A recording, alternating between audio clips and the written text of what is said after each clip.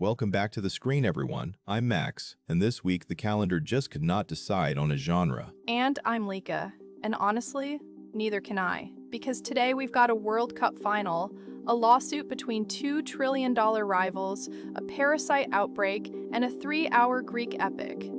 4 topics, 0 chill. 4, yes, we're breaking our own rule today. But this is the kind of week where trimming a story down felt worse than just running long. So buckle up. Let's start with the one that half the country will be watching live in a few days. Sunday, July 19th, MetLife Stadium in New Jersey. Argentina versus Spain, the World Cup final. Wait. Not this time. This is officially the first World Cup final since world rankings started in 1992 to feature the top 2 ranked teams on the planet. Argentina at 1, Spain at 2. So no easy bracket, no lucky path. Just the 2 best teams left standing. Argentina got there the hard way too. They were down a goal to England in the semifinal in Atlanta and stormed back to win 2-1. Okay, chuckles, stormed back undersells it a little. That's basically a heart attack for every Argentine fan watching. Spain, meanwhile, just quietly dismantled France 2-0 in Dallas. Lamine Yamal won a penalty that Oyarzabal converted, then Dani Olmo set up Pedro Porro for the second. Quietly dismantled is such a scary phrase when it's about the team you're rooting against. And here's a fun wrinkle.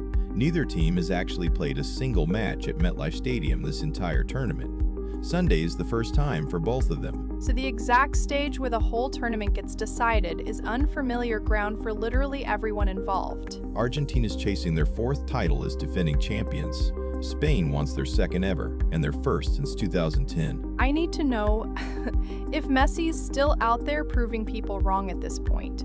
Because at some point, it stops being a sports story and starts being mythology. The last time these two actually played each other, it wasn't close. Spain won 6-1 back in 2018, but that was a friendly. This is a World Cup final in the US, with everything on the line. Which tells you nothing and everything at the same time. This is also the first World Cup ever played with 48 teams, hosted across the US, Mexico, and Canada. So there's an entire expanded tournament's worth of storylines funneling into this one Sunday. So it's not just a final, it's basically the final exam for the whole new format. Let us know in the comments, are you taking defending champion Argentina or red-hot Spain? All right, gear change, because this next one is petty in the most expensive way possible. Apple just sued OpenAI. Filed July 10th, federal court, Northern California.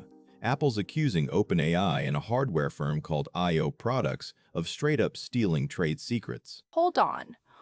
IO Products, isn't that the company Jony Ive started? Apple's own former design chief? That's the one.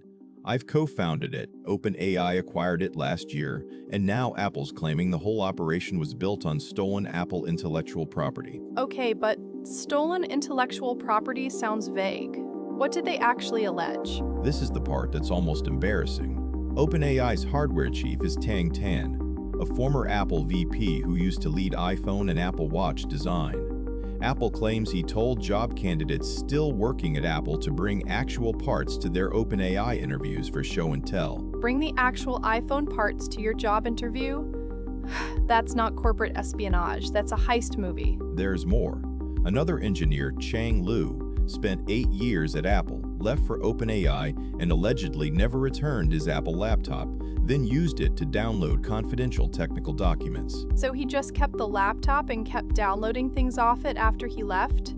That's not even subtle. Apple says the stolen material covers unannounced technologies, engineering presentations, full technical specs, basically the blueprint for products that haven't shipped yet. And this is all in service of OpenAI building its own hardware gadget, something to compete directly with the iPhone? Exactly the accusation. The company that makes the software is now trying to make the box it lives in, and allegedly used Apple's own playbook to do it. And what does Apple actually want out of this? Just a payout? Not just money. Apple's also asking for an injunction, something that could straight up block OpenAI's device from ever shipping. So this isn't only about damages, it's about strangling a competing product before it's even born. OpenAI hasn't filed a public response yet, but given how specific these allegations are, I'd guess this gets ugly fast once discovery starts. Okay, but I have to ask, if Jony Ive saw this lawsuit coming, when he left Apple in the first place. Let us know in the comments, does this feel like real theft to you, or just aggressive recruiting that Apple's mad about? Okay, next one is gonna ruin lunch for some of you, fair warning. There's a multi-state outbreak of a parasite called Cyclospora, and Taco Bell is at the center of it. Confirm link. 5 states, Indiana, Kentucky, Michigan, Ohio, and West Virginia, all traced back to shredded iceberg lettuce. Hang on. Lettuce? The garnish gave people a parasite? Specifically one supplier, Taylor Farms de Mexico, sourcing from central Mexico. FDA traceback nailed it down to that single source. And how many people are we talking about here? In that confirmed cluster alone, at least 1,644 cases, 94 of those hospitalized.